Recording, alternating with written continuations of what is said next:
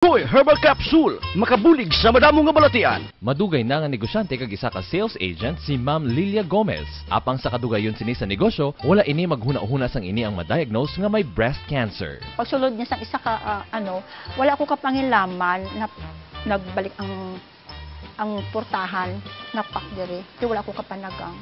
So after 1 year, nagsakit ang abaga ko. Tiging kuhaan ni doktor sa nipple sang specimen. Tapos yung laboratory, tiara may stage 2. Kung sa awa ng Diyos, 7 years na siguro ang operasyon ko, wala naman. Ang problema ko, ang tulog. Hindi nangin mahapos ang kaimtangan ni Ma'am Lilia, labi pa nga 7 man sini katuig nga ginantos ang sakit sang iya operasyon. Kag nagakabala ka ini nga base maglala ang iya ginabatsyag. Wala naman ini nadulaan sa paglaom sang iya madiscover ang koy. Ay, kanami isang pagtulog ko sang sakoy. Wala ko pag nga, bakan pa ko sa ibang mga bulong. Diri lang napamatudan ni Ma'am Lilia nga nangin maayo ang kondisyon sang iya lawas, labi pa nga wala na inis ang nabatsagan nga sakit sa iya operasyon. Kag nagmag-an ang iya pamatsyag tungod sa pag-inom sang koy.